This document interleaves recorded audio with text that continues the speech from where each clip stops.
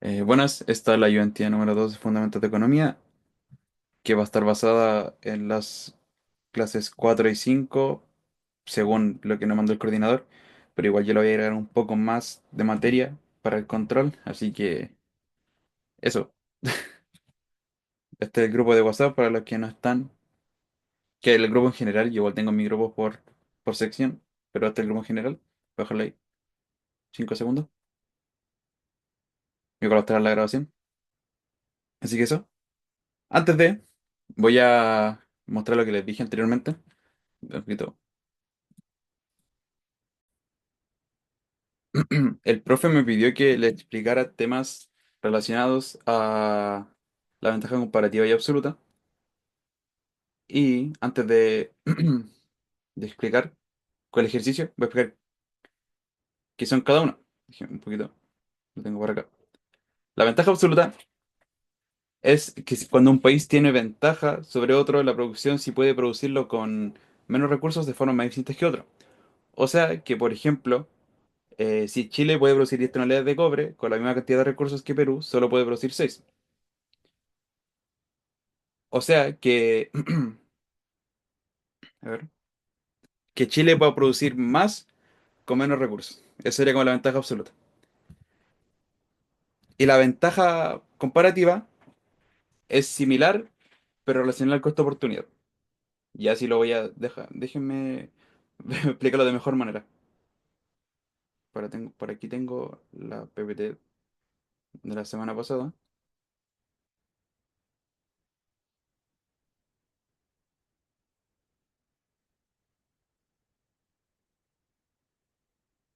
Ojalá se me perdió. Aquí está. Ya. La ventaja absoluta se asocia a la productividad del factor productivo, que quiere decir que requiere menor cantidad de tiempo de producción en un bien, o sea, produce más en menos tiempo.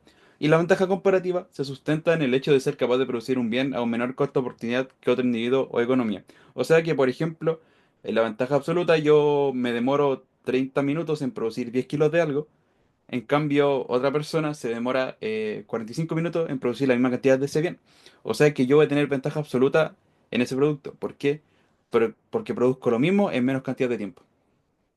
En cambio, la ventaja comparativa, por ejemplo, a mí me cuesta, digamos, ya 20.000 pesos en producir, no sé, 20 kilos de tomate, así como un ejemplo muy raro.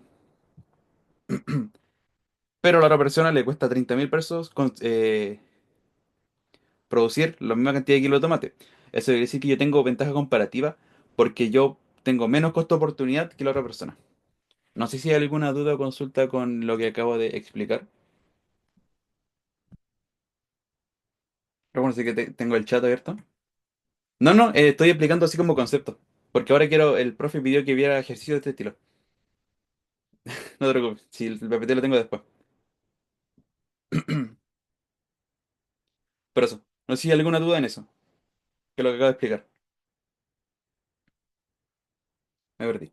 Ya mira, el profe de la sección de B5 me pidió que explicara ejercicios de ventaja comparativa y absoluta. La ventaja comparativa y absoluta te indican sobre qué bien te debes especializar. Ambas tienen cierta característica.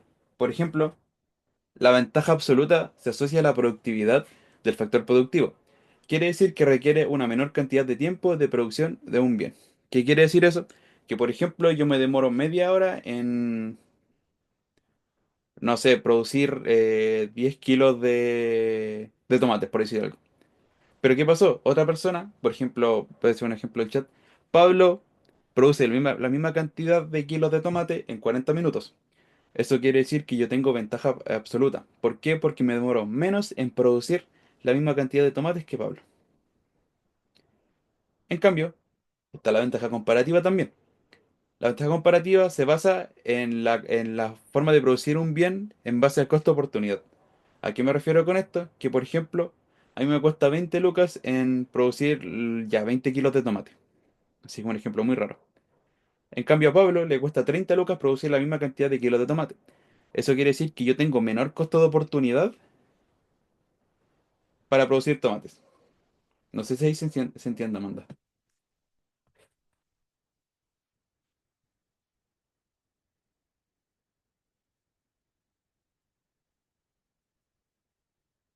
¿Segura? ¿Qué te hace ruido? Para poder explicarlo.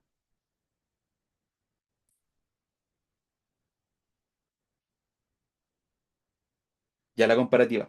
Ya. Vamos a hacerlo con un ejemplo más simple.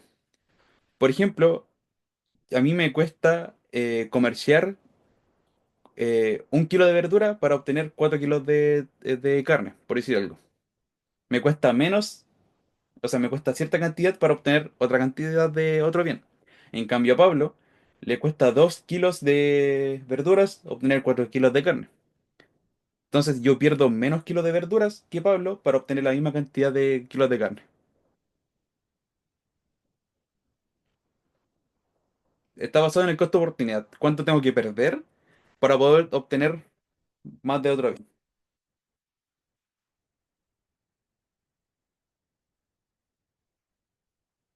Más costo de oportunidad. Debería ser menos, creo.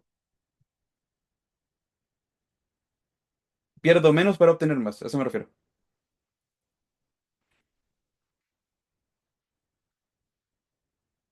Ahí sí.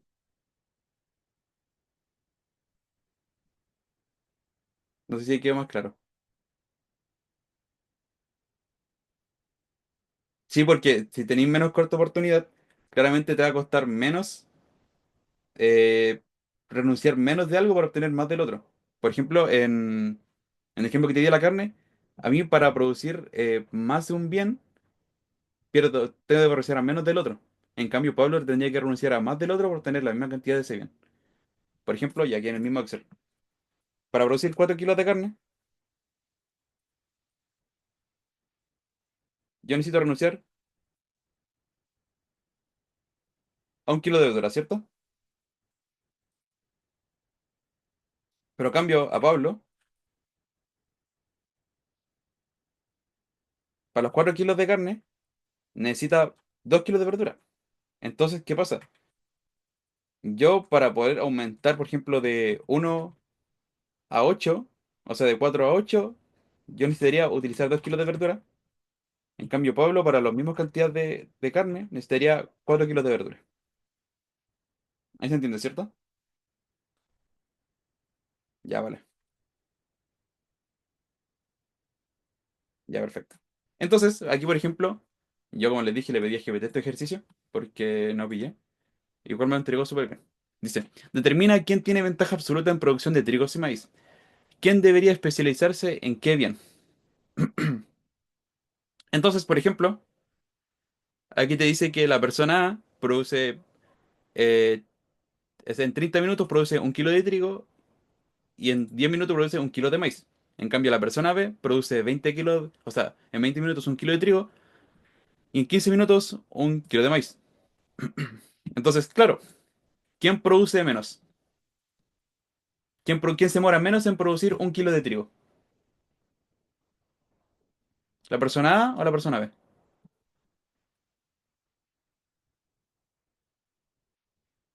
La B, ¿cierto? Porque se demora 20 minutos en vez de 30. Entonces, la ventaja absoluta en trigo la tiene la persona B. En cambio, en maíz, si se dan cuenta, la persona A se demora mucho menos en producir 1 kilo de maíz en relación a la persona B, ¿cierto? Entonces, la ventaja absoluta la tiene la persona A en vez de la B. Y la pregunta es en qué se debe especializar uno. Claramente la persona A se debe especializar en maíz porque se demora mucho menos en producirlo que la B. Y el trigo debería ser la persona B porque se demora mucho menos que la persona A. Esa sería la ventaja absoluta. No sé si hay alguna duda, consulta con lo que acabo de explicar.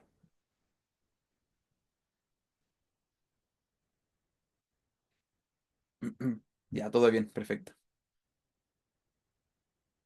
Vamos a ver con otro ejercicio.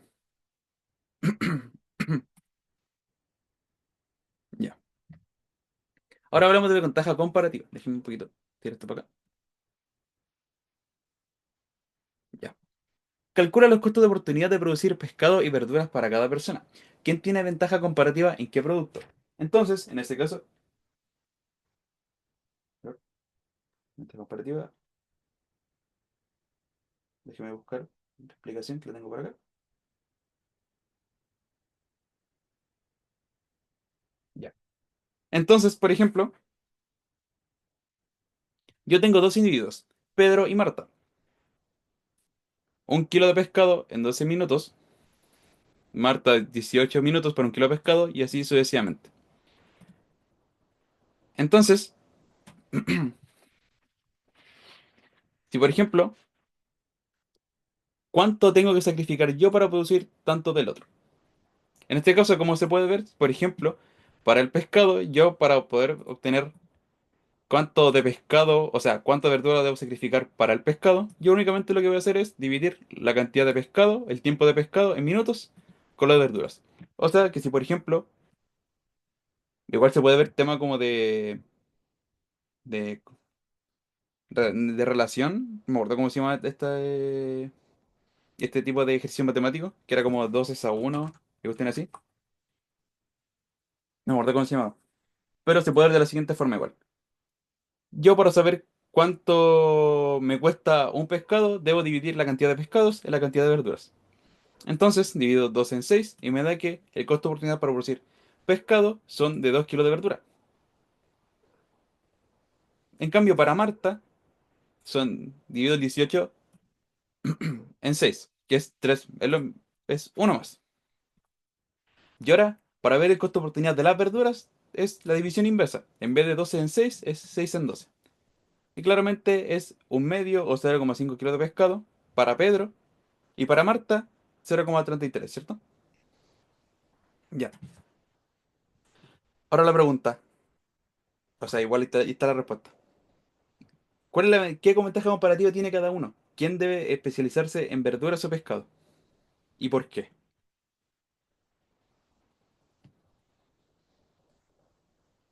En relación al costo de oportunidad, claramente.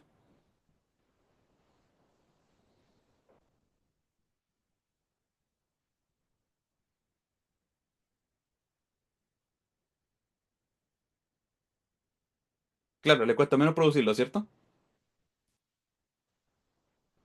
Entonces, exacto. Pedro en verduras y Marta en pescado, ¿por qué? Porque le cuesta menos producirlo.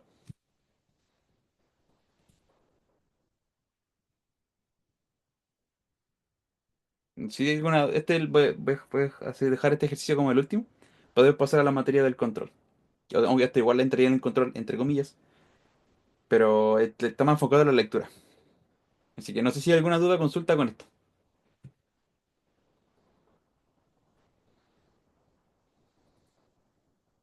Ya, perfecto. Entonces, ¿le parece si paso a la PPT ahora?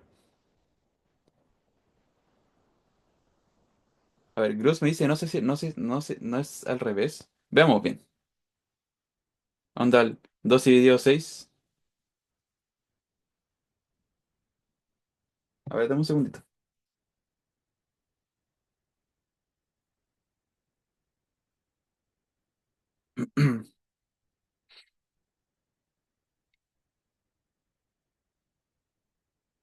Onda, el 12 dividido 6 sería el kilo de pescado.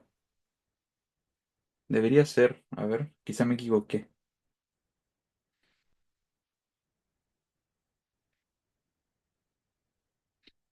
O puedo cambiar el ejemplo igual.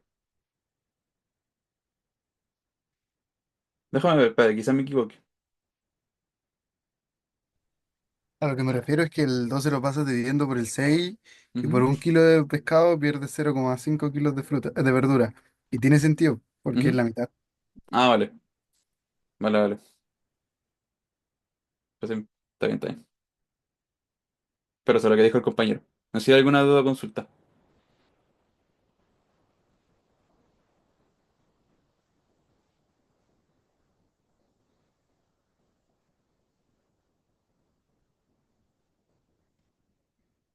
Que empecé a hacer guiándome con otro ejemplo, entonces quizá me equivoqué realmente. Ya por eso. Pues lo voy a corregir, se lo voy a mandar después. Ahora voy a pasar el PPT. Permiso. Pregunta 1. Mala respuesta. Explique la diferencia entre un desplazamiento de la curva de demanda y un movimiento a lo largo de la curva de demanda. ¿Qué hay que saber? Hay que saber que existe una función de demanda que va a ser Q de demanda, va a ser una función del estilo que está acá, en el cual sus argumentos pueden ser el precio del bien a estudiar, el precio de otro bien, el ingreso, los gustos, el tamaño del mercado, el número de consumidores, entre otras cosas. Pueden haber muchos factores. ¿Y qué le voy a decir? Que esto es importante. El precio del otro bien y el bien X son importantes. Entonces, a partir de la función de demanda, existe la cantidad demandada y la demanda. Son diferentes, no son la misma. La cantidad demandada es el número de unidades, por eso lo tengo en rojito, adquiridas de algún bien o servicio. En cambio, la demanda es el grupo de consumidores en un mercado. Ejemplo, la cantidad demandada que tengo de no sé, un paquete paquete de ramitas son 10 paquetes de ramitas. En cambio, la demanda de las personas que consumen, o sea, la demanda del paquete de ramitas son 10 personas. Ahí estaría como la diferencia. Uno sería las unidades del bien y otro sería la cantidad de personas que compran el bien. No sé si se entiende esa diferencia.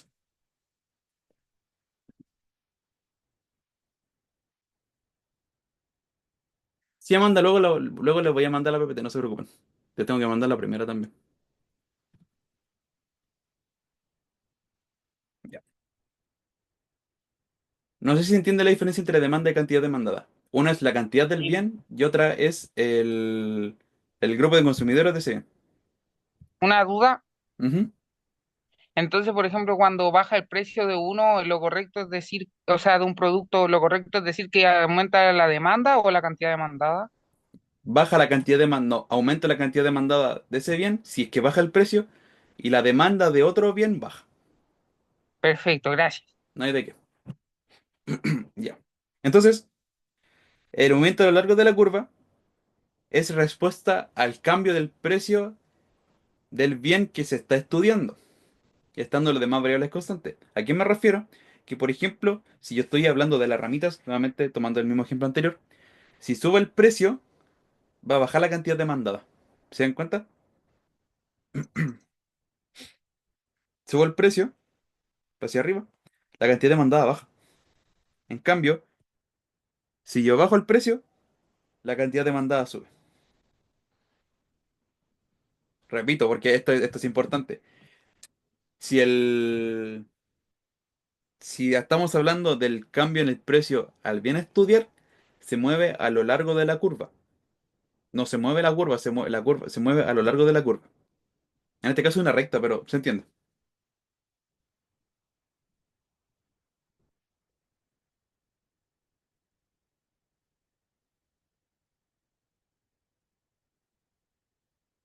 No sé si hay alguna duda con esto.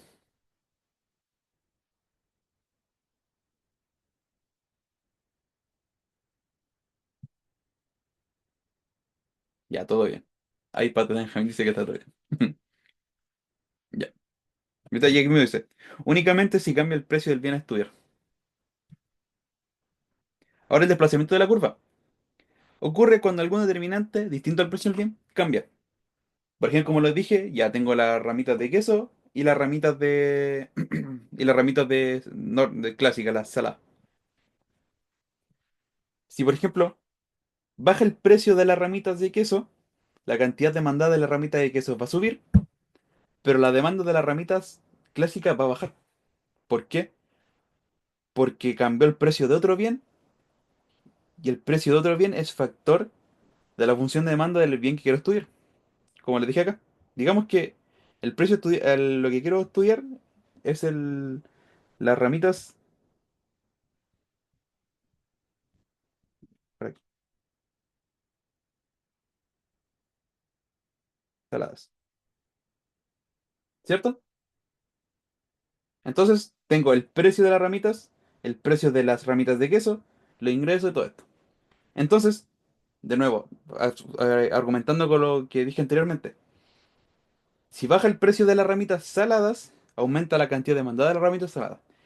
Pero si baja el precio de las ramitas de quesos, que es el precio de otro bien, el, la demanda baja de las ramitas saladas baja.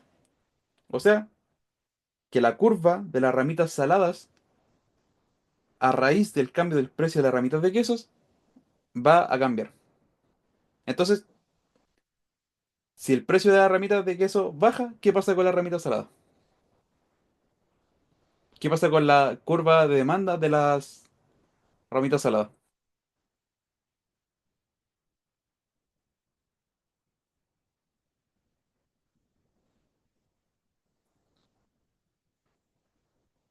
Baja la demanda, ¿cierto? Se desplaza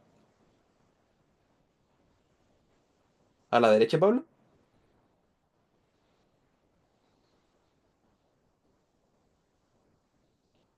¿Seguro, seguro? Ah, no, ¿cierto? Sí, como dijo Amanda, baja la demanda. Eso quiere decir que se desplaza hacia la izquierda, hacia acá. No sé si quedó alguna duda con esto.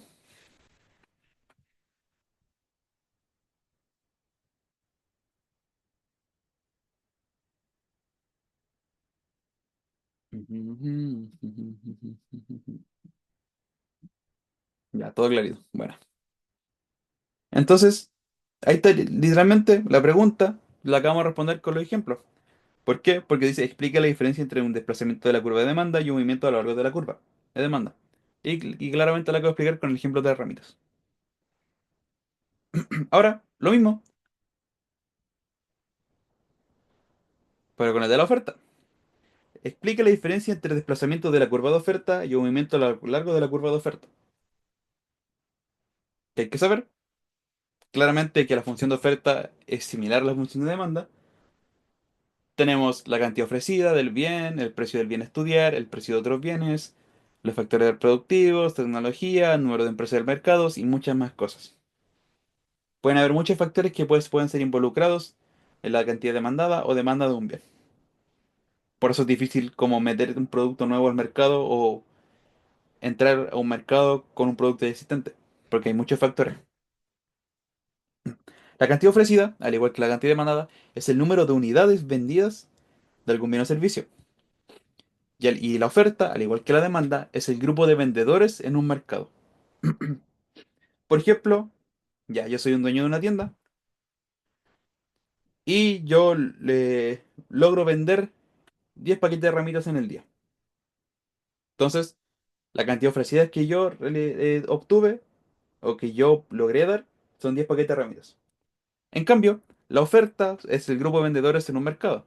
Entonces, digamos que en mi villa hay 10 negocios y cada negocio vende ese mismo paquete de ramitas. Entonces, la oferta seríamos los 10 vendedores en la villa. No sé si se entendió el ejemplo, o al menos la diferencia entre oferta y cantidad ofrecida. Ya, perfecto.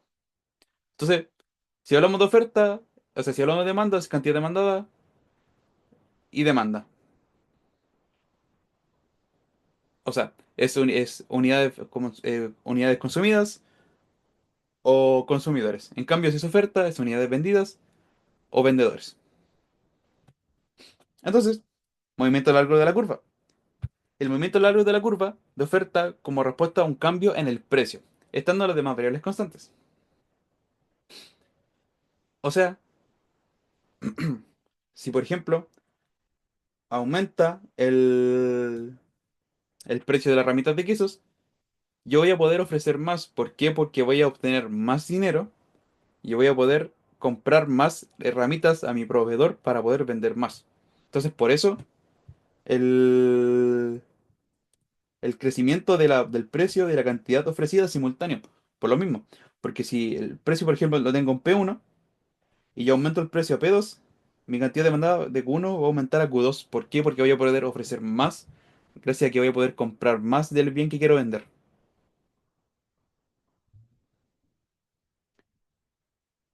En cambio, el desplazamiento de la curva es similar al de la demanda.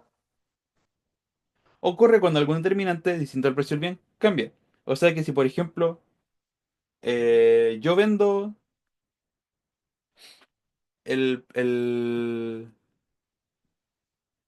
digamos, las ramitas de queso, yo las vendo a, no sé, ya, en su tiempo valían 500 pesos.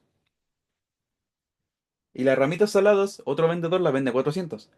Eso quiere decir que mi curva de demanda se va a desplazar a la izquierda, porque voy a vender menos, debido al cambio del precio del bien del otro vendedor.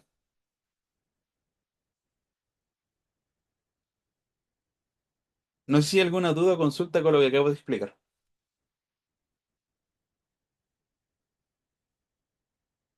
Es similar, pero con vendedores. Vender y vendedores. Y la de demanda era consumir y consumidores.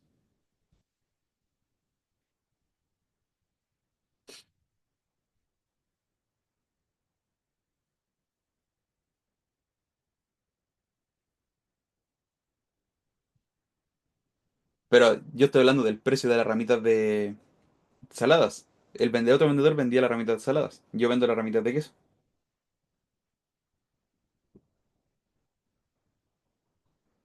Mi precio de ramitas de queso es de 500. El precio de la ramita salada lo bajó a 400. Entonces, quizás el otro vendedor va a se va a mover a lo largo de la curva, pero en cambio mi curva de demanda se va a desplazar a la izquierda. ¿Por qué? Porque me van a comprar menos y voy a tener menos para vender. Eso. Entonces, vamos con la siguiente pregunta. Ah, no sé si quedó alguna duda de desplazamiento, o sea, al menos de la diferencia entre desplazamiento de la curva a movimiento a lo largo de la curva en la oferta.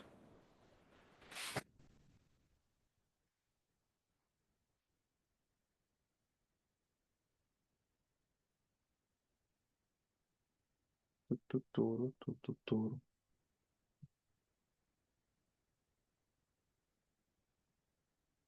Ya, no veo dudas, así que seguiré.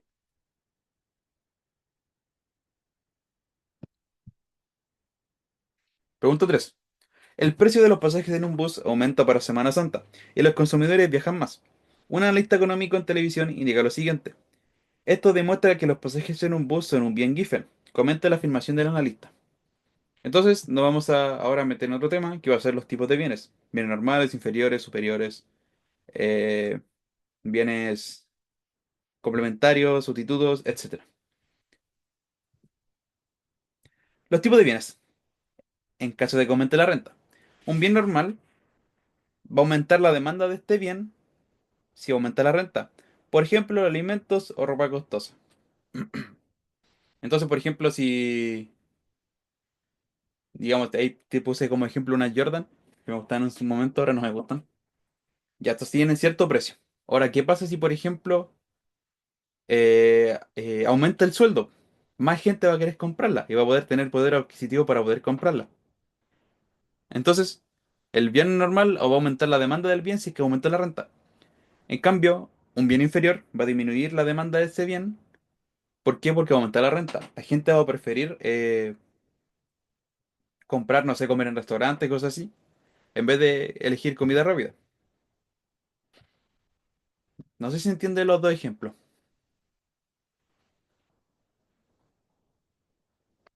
Ya, perfecto. Pablo dice que sí. ¿Los demás? ¿Qué tal?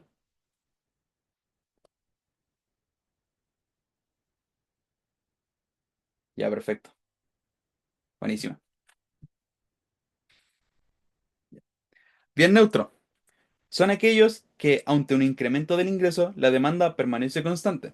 O sea que, por ejemplo, si te aumenta, digamos, tu sueldo aumenta un montón, tú vas a seguir comprando 1 kilo de sal al mes. No vas a aumentar o no vas a comprar dos o tres. ¿Por qué? Porque para el mes con 1 kilo está súper bien. Y más si le echáis poquita sal a las comidas. Entonces, también, además del bien neutro, existen los bienes Giffen. Son un tipo especial de bien económico cuya demanda aumenta cuando su precio sube. Es como ya si sube el precio yo lo quiero comprar aún más. Claramente ese tipo de bien no existen. A menos que seas un coleccionista, que queráis, seas un millonario, que queráis todo para ti. Por eso puse una chaqueta Louis Vuitton de esto, porque hay gente coleccionista que mientras más sube el precio, más va a querer comprarlo.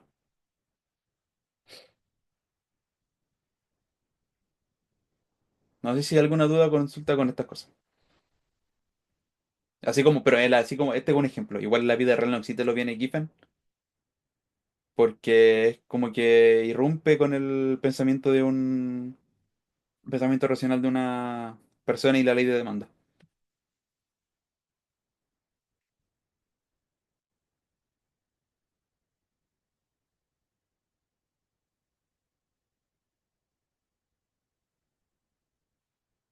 ¿Hay alguna duda o consulta? O mejor dicho, ¿quedó todo claro?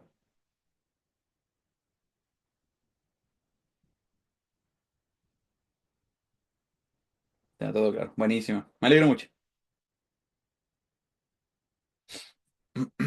Entonces sigo. Ya. Pregunta 3. O sea, ahora vamos a responder la pregunta. El precio de los pasajes en un bus aumenta para Semana Santa y los consumidores viajan más. Un analista económico en televisión indica lo siguiente. Esto demuestra que los pasajes en bus son un bien gifen. Comente la afirmación del analista. Cabro, ¿esto es verdadero o falso?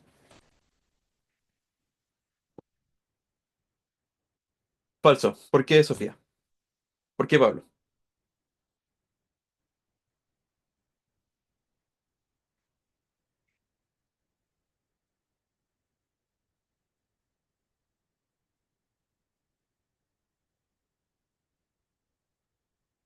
Porque no aumenta por fecha. Ya, deberían bajar. Ujú, ya, por la demanda. Veamos la respuesta. Falso. Ocurre, yo creo que concuerdo con la definición, pero no creo que la gente compre. Sí, está bien. Concuerda porque, por ejemplo, para Semana Santa, para Navidad, para Año Nuevo, el precio sube porque la demanda sube. Entonces el mercado tiene que llegar a un equilibrio. Entonces, por esa razón, ven, ya, tengo esta cantidad de compradores que quieren los pasajes y tengo que ver a qué precio subirlos para poder mantenerme en el equilibrio que tenía antes de que subieran. Entonces, eso más que nada, como que buscan el equilibrio entre la cantidad de compradores y el precio. No, no me ven, pero estoy diciendo como ejemplos con las manos también. Pero eso más que nada. No se entendió el por qué es falso.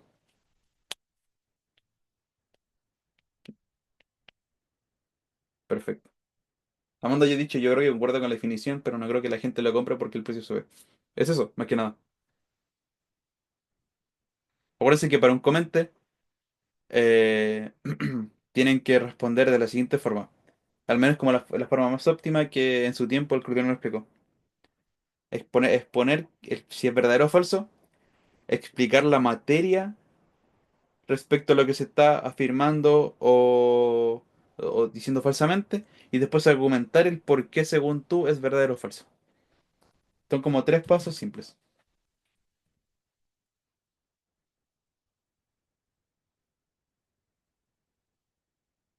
Pero eso, ya. Voy a seguir con la siguiente pregunta. Pregunta 4. En el mercado de un bien Q, un aumento en el precio de un bien relacionado desplazará la curva de demanda hacia la izquierda. Comente. En base a lo que le expliqué antes, ¿esto es verdadero o falso? Uy,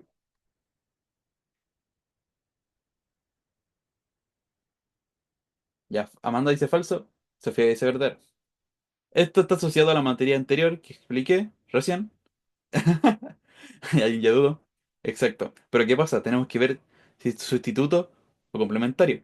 Entonces, si en cuenta la palabra clave es bien relacionado. Al menos las dos palabras clave. Y como dice Pablo, tenemos que ver si es sustituto o complementario. Entonces, veamos de qué trata cada uno. Vienen sustitutos. Si sube el precio de uno de ellos, aumenta la demanda del otro.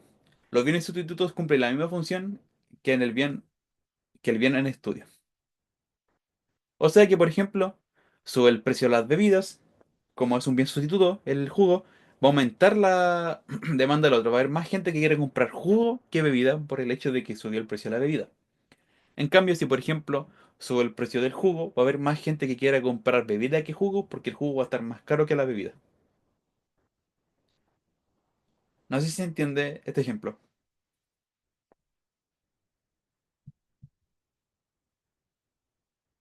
Si no lo explico de nuevo, ustedes me dicen. Ya, sí, perfecto. Entonces, si están los bienes sustitutos, están los bienes complementarios también. Aquí te fue un ejemplo que hice el año pasado. Bienes complementarios en la demanda. El alza del precio de unos de ellos provoca una reducción de la demanda del otro. Para obtener algo es necesario consumir del otro también. Por ejemplo, las personas que les gusta beber tropical, que es con vino, con vino y kem, claramente para poder comprarlo necesitáis ambos. Entonces, si sube el precio de uno, por ejemplo, si sube el precio del vino, va a bajar la demanda de la kem de la gente que quiere consumir tropical. Si sube el precio de la kem, va a bajar la demanda del vino porque la gente necesita los dos para poder consumir tropical. Pero como la quema está muy cara, deciden no comprar ninguno de los dos. Este ejemplo es para alcohólicos. En mi caso yo no bebo esas cosas. Lo hice por mi amigo, no se preocupen. Pero eso, ¿hay alguna duda o consulta con este ejemplo?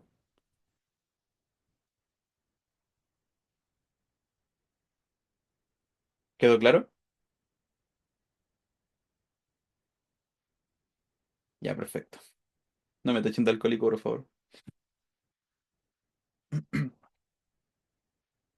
Entonces, también están los bienes independientes. La variación del precio de uno de ellos no afecta a la demanda del otro. Entonces, por ejemplo, si sube el precio del pan, no va a aumentar ni bajar la demanda de la polera de la U. Aguanta la U. Ni viceversa. ¿Por qué? Porque no están relacionados. Realmente son bienes, uno es independiente del otro. Ya te creo que, por ejemplo, si hubieras puesto el pan y un queso, ahí serían bienes complementarios. ¿Por qué? Porque la gente que le gusta consumir pan con queso necesita comprar los dos para poder satisfacer su necesidad. Y si sube el precio del queso, va a bajar la demanda del pan de la gente que quiere consumir pan con queso. No sé si hay alguna duda, consulta con esto.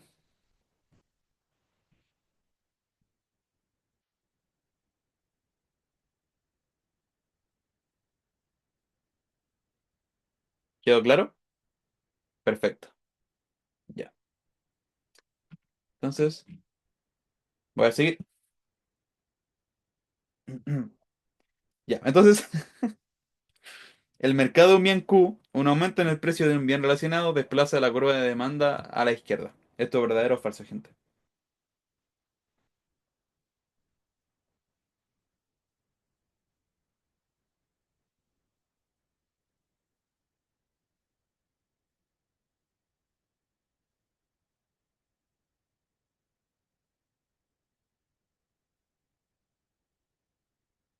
Ya, Amanda dice que es verdadero solo si es complementario. Cruz dice que es verdadero también. Veamos la respuesta. Falso. Dependerá si el otro bien es considerado sustituto o complementario. Si bien te dice que es relacionado, la cosa es que no dicen qué tipo de relación tiene.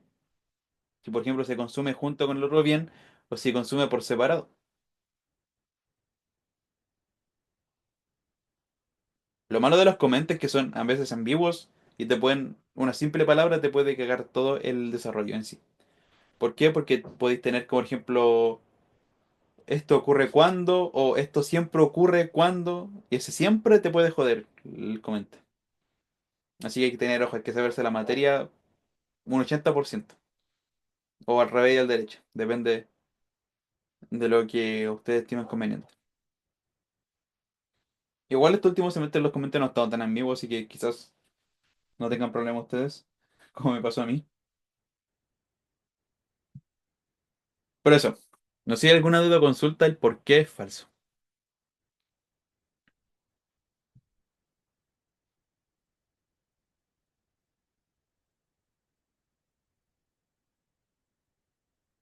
Ya, no hay duda.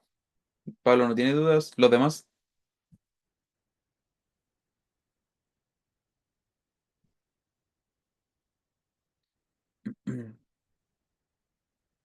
todo bien, ya, perfecto. Entonces sigamos. Pregunta 5. Suponga que en el mercado de pizza tiene o sea, suponga que el mercado de la pizza tiene la siguiente tabla de oferta y demanda. O sea que un precio de 4.000, la cantidad de demanda son 135 pizzas, y las ofrecidas son 26, y tanto, tanto, tanto. Ah, Grafique las curvas de demanda y de oferta. ¿Cuál es el precio y la cantidad de equilibrio en este mercado? B, si el precio real de mercado estuviera por encima de la cantidad de equilibrio o del precio de equilibrio. ¿Qué llevaría al mercado hacia el equilibrio? C, si el precio real del mercado estuviera por debajo del precio de equilibrio. ¿Qué llevaría al mercado hacia el equilibrio? Entonces, toca graficar. Lo bueno es que dejé preparado eh, gráficos. Entonces, tengo precio de equilibrio, ¿cierto? Nosotros primero tenemos que ver en qué momento hay equilibrio. La pregunta es, ¿en qué momento se iguala la cantidad demandada y la cantidad ofrecida?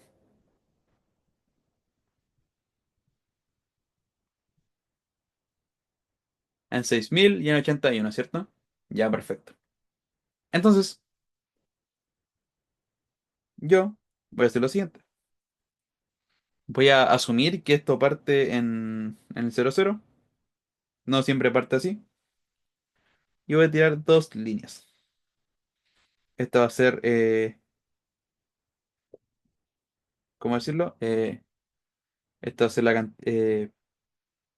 la curva de oferta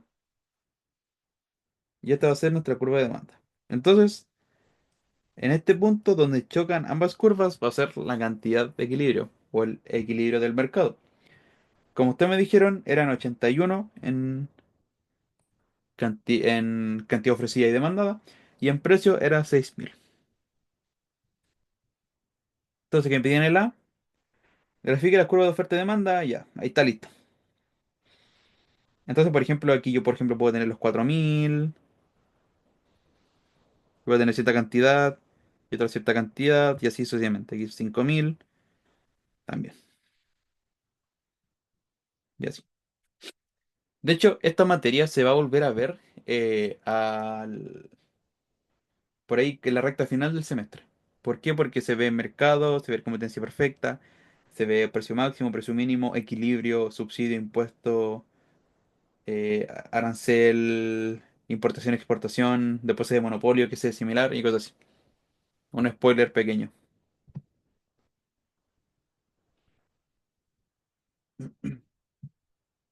Ya. Entonces, no sé si hay alguna duda o consulta con la.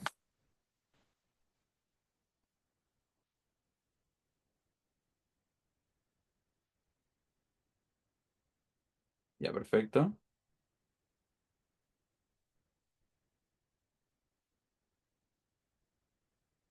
¿Los demás?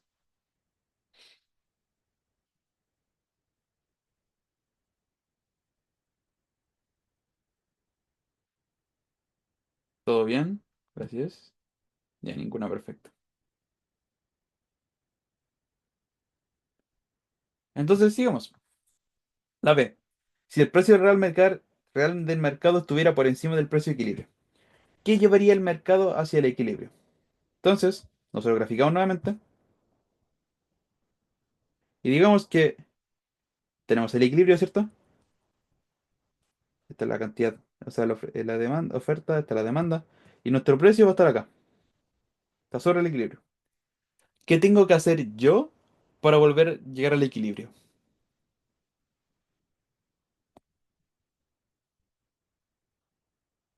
Ya, reducir el precio es una opción, perfecto.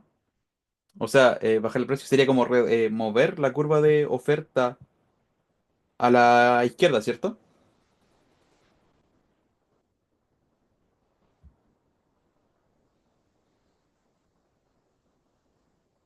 Reducir el precio también, o sea, reducir el precio y bajar el precio. Alguien prendió el micrófono. Aumentar la demanda. Aumentar la demanda también es posible. De hecho, ambas cosas son válidas. ¿Por qué? Porque si aumento la demanda, por ejemplo, esta curva llegaría hasta acá, ¿cierto? Uy, qué feo. Ahí sí. Ahí aumentaría la demanda. O también yo puedo eh, mover la curva de oferta hacia la izquierda. Ahí sí. Puedo hacer cualquiera de las cosas. Mover la curva de oferta hacia la izquierda o mover la curva de demanda hacia la derecha. Ahí depende del comerciante que quiera hacer. Sí, pero es más lógico bajar los precios.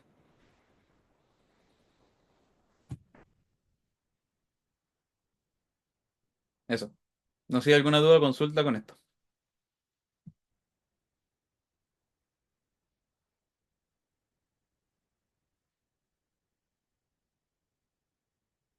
Ya, perfecto. Pablo dice que no.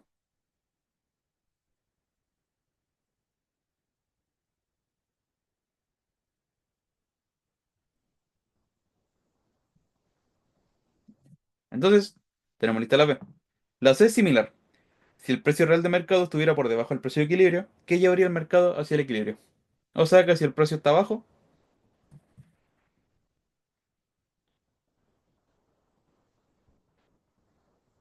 el precio está acá, ¿qué habría que hacer?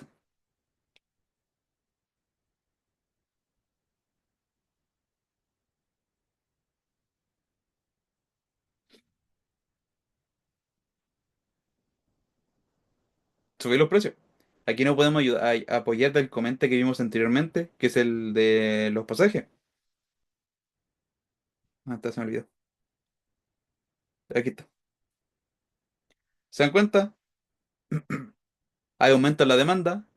A ver, otro ejemplo de esto sería también eso mismo, ¿viste? Es lo que quería explicar, Cruz. Que también sirve el tema de los pasajes cuando de festivo. Tenemos el precio por debajo del precio de equilibrio porque aumentó la demanda. Eso quiere decir que lo más recomendable, entre comillas, sería o bajar la demanda, claro, o subir los precios para que la demanda se vuelva al equilibrio, que es como lo que decían en el comente. Pero eso,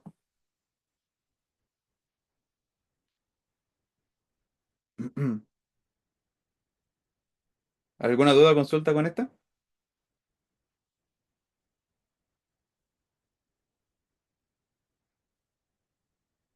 Ya dicen que no.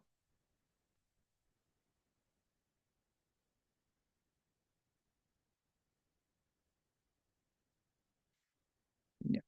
¿Los demás? No, ya,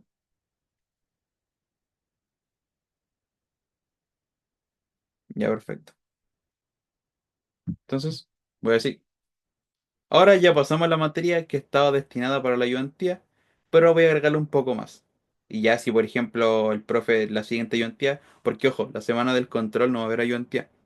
Y si el coordinador dicen, ya necesitamos que para esta ayudantía hagamos tal materia, lo vuelvo a hacer.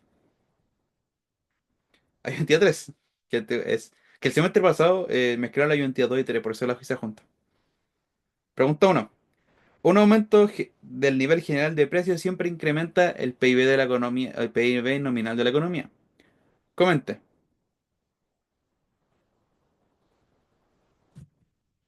Ojo, esta materia es parte del capítulo 1 y 2 del Gregorio. Ojito. Ya Pablo dice que es verdadero. Veamos. ¿Qué hay que saber? ¿Qué es el PIB? O mejor llamado Producto Interno Bruto. Es el valor de mercado de todos los bienes y servicios finales producidos dentro de un territorio y en un periodo determinado. O sea, es como qué valor tiene todo lo que acabo de producir, ya sea como bien o servicio, digamos en un año. ¿Qué es el PIB nominal? El valor de la producción de bienes y servicios a precios corrientes.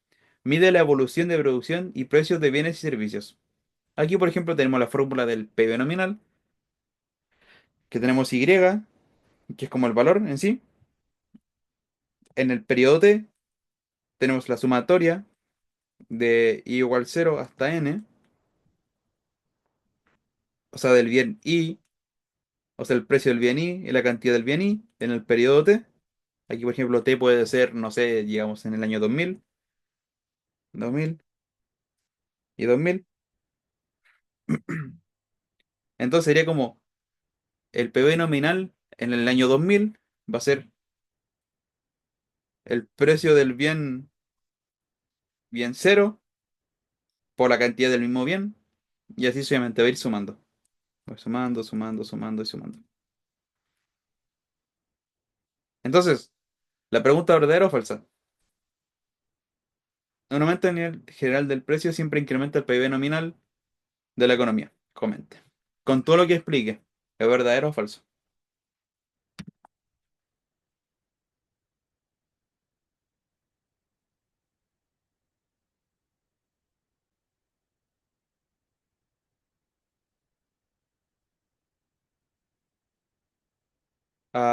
Los precios sin...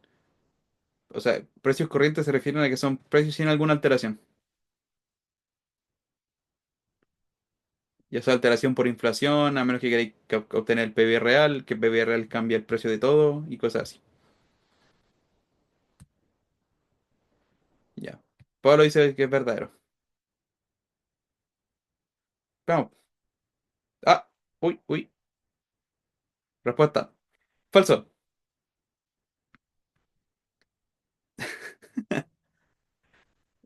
Sabemos que el PIB es el valor de bienes y servicios finales producidos a precios corrientes, y esto depende tanto del precio como de la cantidad producida, por lo que la variación de estas variables afectará el indicador, pero solo si la otra no la contrarresta. ¿A qué se refiere con que la otra no la contrarresta? Que, por ejemplo, ya, va a aumentar el precio, ¿cierto? Digamos, yo tengo precio de 5 y cantidad 4. Entonces voy a tener 20, ¿cierto? ¿Y ahora qué pasa? Si yo aumento 6, voy a tener 24, ¿cierto? Pero ¿qué pasa? Nos dicen que solo aumenta solo si la otra no la contrarresta. O sea, quiere decir que si, por ejemplo, esto es 3, claramente lo contrarresta. ¿Por qué? Porque en vez de 24, como es anteriormente, con el precio de 4, exacto, solo decía precio, pero no la cantidad. Ojo, ¿viste? Hay otra cosa que te puede como distraer en los comentarios. De hecho, voy a poner un ejemplo. En la POR del primer semestre del año pasado, había una pregunta que decía algo sobre los impuestos. El tema es que decía que, digamos, en los impuestos siempre pasa tanto tal cosa. Pero el tema es que nosotros vimos impuestos en mercado, en competencia perfecta y en monopolio. Entonces, si tú decís que era verdadero, te estás únicamente refiriendo a competencia perfecta. Pero si decíais falso, era porque también variaba en competencia perfecta y en monopolio. Hay que leer bien los comentarios en ese sentido. Si dijera en algunos casos, ahí sería correcto. Sí, O existen casos. ujú, sí, ahí sería correcto. O, si o por ejemplo, si te dicen directamente ya, el impuesto en competencia perfecta ocurre tanto. Ahí diréis que es verdadero o falso porque te estás refiriendo únicamente en eso, ¿cachai? Pero si te lo ponen en forma general, tenéis que ver todos los casos posibles. Pero eso, no sé si quedó alguna duda con lo que expliqué, así como ejemplo y con el comenté.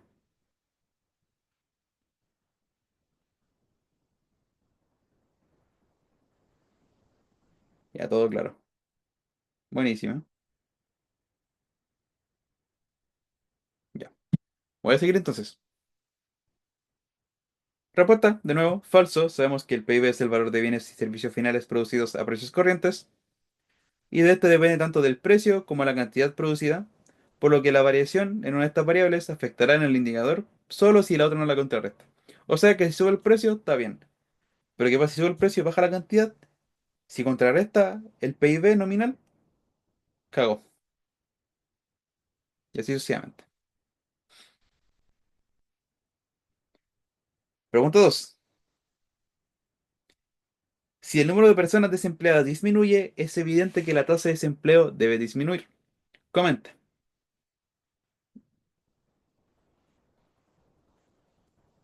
Veamos.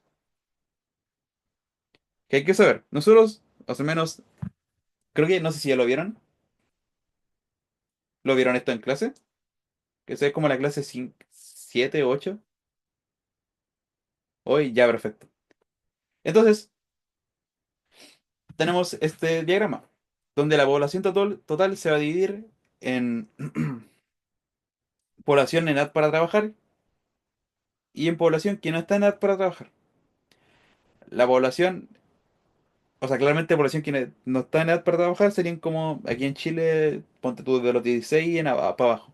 O claramente se puede trabajar desde antes con permisos notariales y todo eso. pero hablamos de la forma común. Digamos que la población que no está en edad para trabajar son los 18 hacia abajo. Entre la población que sí está en edad para trabajar, estas son los inactivos y fuerza de trabajo. Ojo que este más abajo están como las definiciones de cada uno. En la fuerza de trabajo van a estar los ocupados y los desocupados. En los desocupados van a estar los cesantes y aquellos que buscan trabajo por primera vez. Entonces, si lo vemos con más definiciones, la población total, bueno, pues de a poquito, población total se refiere al número total de personas en un país o región, sin importar su edad o condición laboral. La población en edad de trabajar, o la PET, esta es la parte de la población que está en edad legal para trabajar. Por lo general, incluye personas que tienen entre 15 a 65 años, aunque esto puede variar según el país, lo que le acabo de explicar. La que no está en edad para trabajar, este grupo incluye a los menor de edad y adultos mayores que no están, o sea, adultos mayores que están por encima de la edad laboral. No forman parte de la fuerza laboral. Esto igual puede variar porque, por ejemplo, hay algunos adultos mayores que siguen trabajando por sus pocas pensiones y cosas así. Lamentablemente, algunos adultos mayores siguen trabajando por lo mismo. Fuerza de trabajo, también conocida como población económica activa, o PEA. Esta categoría incluye a todas las personas que están trabajando o buscando activamente empleo. Se divide en dos grupos: ocupados, aquellas personas que tienen un empleo, y desocupados, personas que no tienen empleo pero están buscando trabajo activamente. Inactivos se refiere a las personas que, aunque están en edad de trabajar, no forman parte de la fuerza laboral. Esto puede incluir a estudiantes, jubilados, amas de casa o personas que no buscan empleo por otras razones. Hay más todavía. Desocupados, dentro de la fuerza de trabajo, estas personas no tienen empleo. Se divide en dos subcategorías: cesantes, que son las personas que han trabajado antes pero están actualmente desempleados y buscan empleo, y las que buscan trabajo por primera vez, personas que nunca han tenido un empleo pero están buscando trabajo activamente. Por ejemplo, sin contar la ayudantía, yo nunca he trabajado fuera, así como por ejemplo tienda de retail, comida rápida, cosas así. Entonces yo estaría como buscando trabajo activamente. Claramente en el verano, porque en épocas de clase eh, yo con clase me enfoco únicamente en las clases y no quiero perder tiempo, o sea, no quiero usar tiempo que pudiera estar usando estudiando. Y claro, la tasa de desempleo o desocupados, son los desempleados sobre la fuerza de trabajo, todo esto por 100. Entonces, esto es un porcentaje claramente. La tasa de desempleo puede aumentar aunque disminuye el número de personas desempleadas. Ojo, la tasa de desempleo puede aumentar aunque disminuye el número de personas desempleadas. Ahora la pregunta es, con todo lo que acabo de decir, con este bombardeo de información, ¿este comentario es verdadero o falso?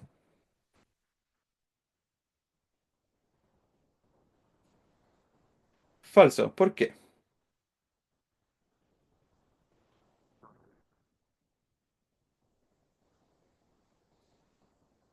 ¿Por qué, Pablo?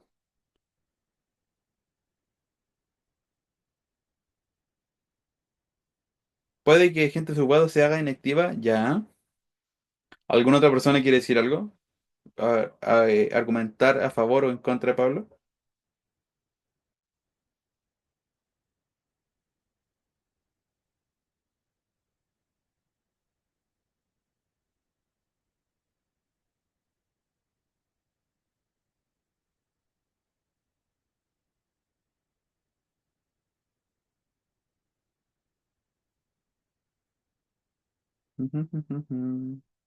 Ya. Voy a ver la respuesta entonces, que estamos por terminar, falta poquito. Falso. La tasa de desempleo representa el porcentaje de personas desocupadas. Sí, lo que dijo Sofía, puede aumentar aunque el número de personas disminuya. Falso, la tasa de desempleo representa el porcentaje de personas desocupadas en relación con la fuerza de trabajo, es decir, la formulita de ahí. Por lo tanto, es posible que disminuya los desocupados, pero la fuerza de trabajo disminuya mucho más. De esa forma, la tasa de desempleo podría aumentar a pesar de que los números ocupados disminuyan. ¿A qué me refiero con que la fuerza de trabajo pueda disminuir? Veamos. Si la fuerza de trabajo disminuye, puede decir que hay que algunos, por ejemplo, ocupados o desocupados pasen por ejemplo, población en edad que no está de trabajar, inactivos, como dice Pablo, y cuestiones así. Por esa razón puede aumentar. No sé si hay alguna duda.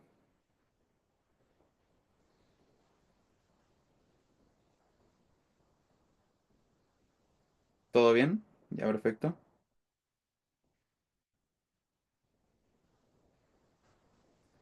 Ya, perfecto. Vamos con el último. Ah, no. No, no pensé que había una más. Por eso, ahí estaría la ayudantía del día de hoy. ¿Les gustó? ¿Se entendió todo? ¿Hay algo que no les quedó claro? Díganmelo. Háganmelo saber.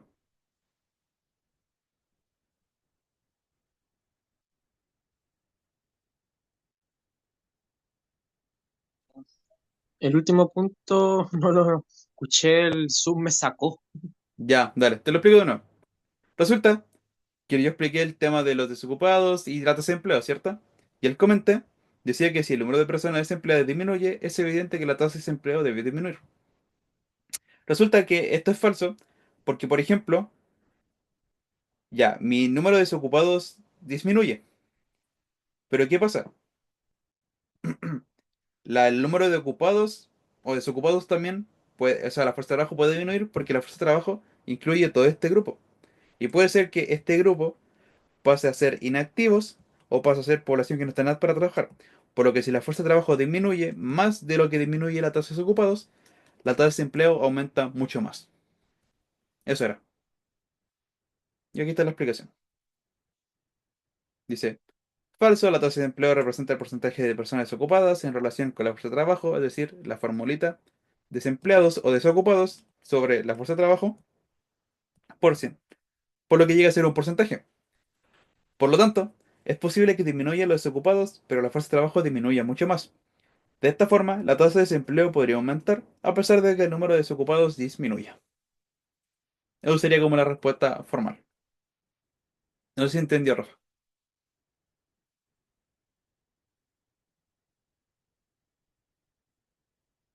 Tu.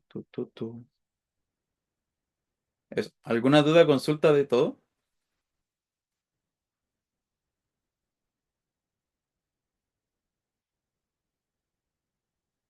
El PIB real, lo que pasa con el PIB real es que, por ejemplo, se mantiene el precio de un bien para todo el periodo. O sea que, por ejemplo, yo tengo, digamos, una tablita. A ver, no, este es el periodo. Y digamos, este es precio,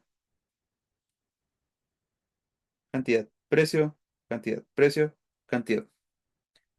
Para el PIB real lo que va a pasar es que, por ejemplo, para el año 2000 se va a mantener el mismo precio para todo el periodo. O sea, no, no, perdón. Aquí, por ejemplo, 8, 6. Ahora sí, para el PIB real se va a mantener el precio del periodo inicial para todos los demás periodos. O sea, por ejemplo, aquí va a ser 5, 5, 8, 8, 6, 6. A pesar de que la cantidad varía. En cambio, precios corrientes, yo creo que son precios sin alteración alguna. Entonces, no sé si estará metida ahí el IVA, la inflación, cosas. Lo voy a investigar. Consulta, ¿de qué sección eres tú, Sofía? Como para mandarlo por el grupo de esa aplicación de precios corrientes y no corrientes. Dale. Ya mientras voy a dejar de grabar